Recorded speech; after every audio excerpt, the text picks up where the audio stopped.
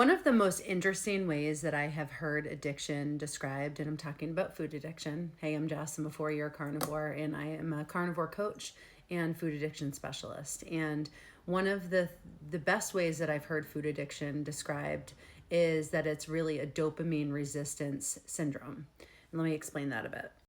And what this means is basically our brains have been so stimulated for so long that regular life just doesn't seem so interesting. So we end up needing more. We end up wanting more sugar, more stimulation, more bites, more scrolling, more, because what we're getting isn't doing it for us anymore.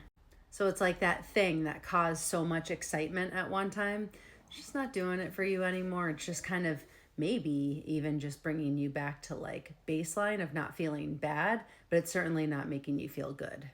And this is why food addiction can feel so intense, because it's not about being bad around food. It's the fact that food is hyper-stimulating, or it can be. Highly processed, mass-produced, scientifically researched food wants to keep us overstimulated and wants to keep that dopamine driving up. And that big dopamine spike is way more than our brains evolved to ever be able to handle. And over time, what happens? Well, the brain starts being less sensitive, and real food tastes not so great anymore. Cravings get louder, fullness signals get ignored, and we need more of the hyperstimulating foods to make us feel good. Also, what happens is that moderation feels somewhat impossible, because we need, again, more and more and more of that substance to feel anything. And healing isn't just about removing foods. I think carnivores and ketovores get close, but it's not all the way there.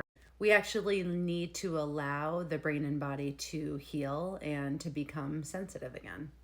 And we see this in the lifestyles of, like, I follow many recovered alcoholic who once felt like, how is life ever going to be as exciting as it is when I'm having many drinks and life just I feel so invincible and the highs feel so high. And eventually what happens when we heal is that our brain gets more sensitive, our body gets more sensitive, and the things that once were so boring and understimulating start to be a bit more stimulating again.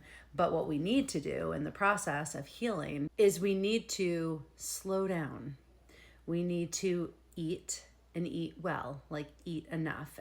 Any food recovery plan should be with food that is super nutrient dense and satisfying. We need that.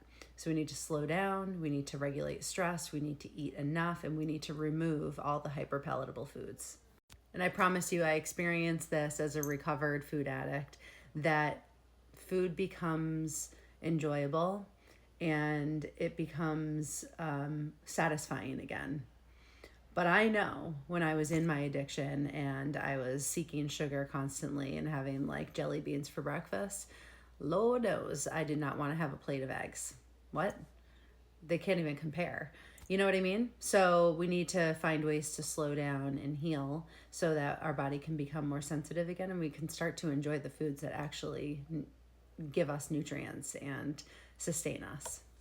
In my coaching, I really help people understand that food addiction is not a moral failure. And when you start to really understand it through the brain chemistry and neuroscience, it becomes way more approachable and understandable as somebody who struggles with it and wants to come out the other side.